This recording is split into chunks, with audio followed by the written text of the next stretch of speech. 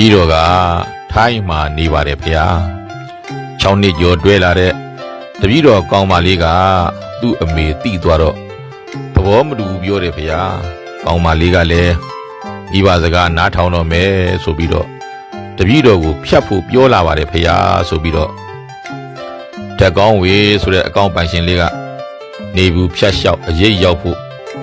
ရွှေပေါင်များစွာကြားရမည်ဆိုတဲ့ပြောဆိုမှုရဲ့အောက်မှာ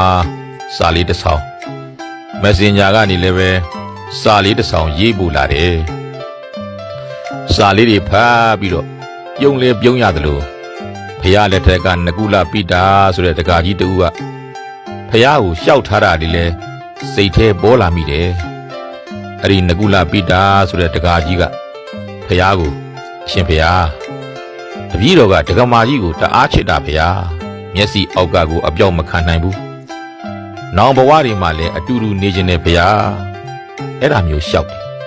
အဲ့ဒါလို့ဖះကိုရှောက်တော့ဖះကဒီဘဝရောနောင်ဘဝရောအတူတူနေရဖို့ဆိုရင်တတ္ထာတူနဲ့တူယုံကြည်ချက်တွေတူဖို့သီလကိုကျင့်တရားတွေတူဖို့စာကစွန့်လွတ်အနစ်နာခံနိုင်မှုတွေတူဖို့ပညာအမှားမှန်ဝေဖန်ပိုင်မှုတွေတူဖို့ဆိုပြီးတော့ဖះကမင်းခဲ့ဖုံဖုံလည်းမင်းကိုဘယ်လိုမြောက်ပေးရမလဲလို့စဉ်းစားနေမိတယ်ပထမဆုံးပြောချင်တာကတော့ငါယောက်ျားပဲဘာကြောင့်မရရမှာလဲဆိုပြီးတော့ကိုယုံကြည်မှုအပြည့်ထည့်ထားပါငါကိုသူ့မိဘသဘောမတူတာဟာသူတို့သဘောတူနိုင်လောက်တဲ့အရည်အသွေးမပြေသေးလို့နေမှာပါသူတို့သဘောတူနိုင်လောက်တဲ့အရည်အသွေးထက်ကိုကြော်အောင်ငါကြိုးစားနိုင်ရင်သဘောမတူတော့ဘူးလားငါကိုယ်တိုင်ကအရည်အသွေးကောင်းနေမပြေသေးလို့သဘောမတူနိုင်တာဆိုရင်လေအပြည့်မပြောသားပါဘူးသူ့သမီးဆင်းရဲမှာကိုမိဘကစိုးရင်လို့ဖြစ်မယ်လို့မင်းမြင်ကြည့်လိုက်ပါမိဘတိုင်းကကိုသားသမီးဆင်စည်းပြီးမြင်ရတာညင်ချင်တာမဟုတ်လားအဲ့လိုမိဘမှာတကယ်တော့အပြစ်မဟုတ်ပါဘူးဒါကြောင့်ငါရအောင်ကိုကြိုးစားမယ်ငါတကယ်သူ့ကိုချစ်တယ်ရချင်တာမှန်တယ်ဆိုရင်ဘာကြောင့်ငါမကြိုးစားနိုင်ရမှာလဲငါကြိုးစားလို့အောင်မြင်ပြီးအထွတ်အထိပ်ရောက်သွားခဲ့ရင်လေဘာကြောင့်သဘောမတူရမှာလဲငါအထွတ်အထိပ်ရောက်အောင်မြင်သွားလို့သူတို့ကသဘောမတူရင်ကောငါဘက်ကဘာအရှုံးရှိမှာလဲအဓိကငါကိုငါယုံကြည်ပြီးတော့ကြိုးစားမယ်ဆိုပြီးကြိုးစားလိုက်စမ်းပါလို့နံပါတ်1ပြောချင်တယ်နံပါတ်2ကသီလဆိုတဲ့ကိုယ့်ကိုယ်ကောင်းအောင်ပြုပြင်ပါငါကွမ်းစားဖဲရိုက်အရက်တော့တောင်းကစားဒါမျိုးတွေငါလုပ်နေလို့လားလုပ်နေရင်ငါဓာတွေကိုရအောင်ရှောင်ကျင်မယ်ငါရဲ့ကိုကျင်တရားကောင်းပြီး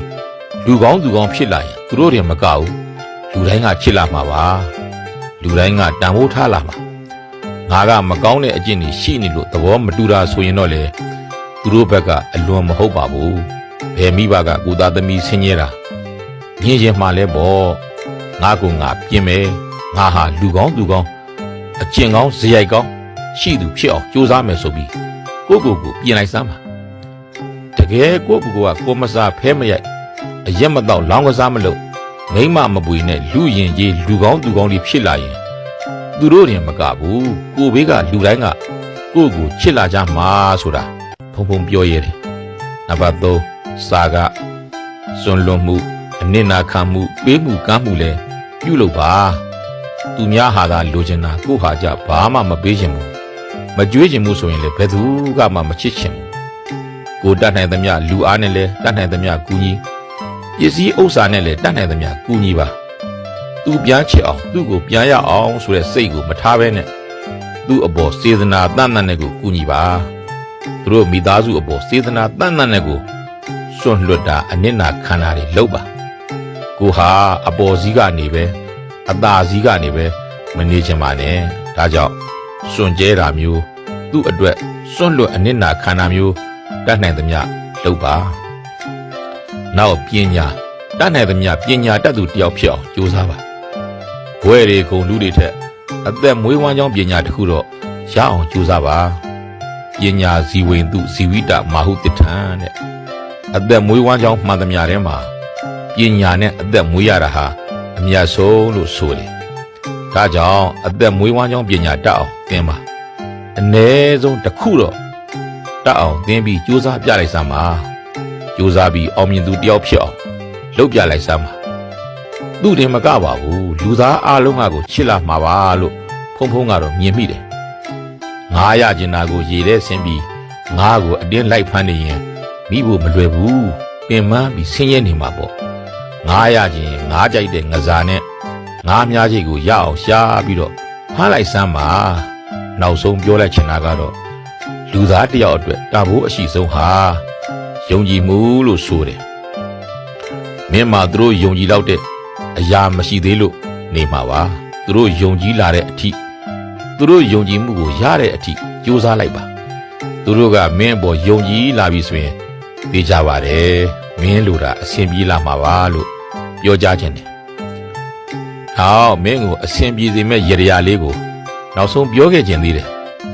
အမြဲရွတ်ဖတ်ရမယ်ရရလေးလို့ပြောရမလားအ ਨੇ ဆုံးမနဲ့တစ်ချိန်ညတစ်ချိန်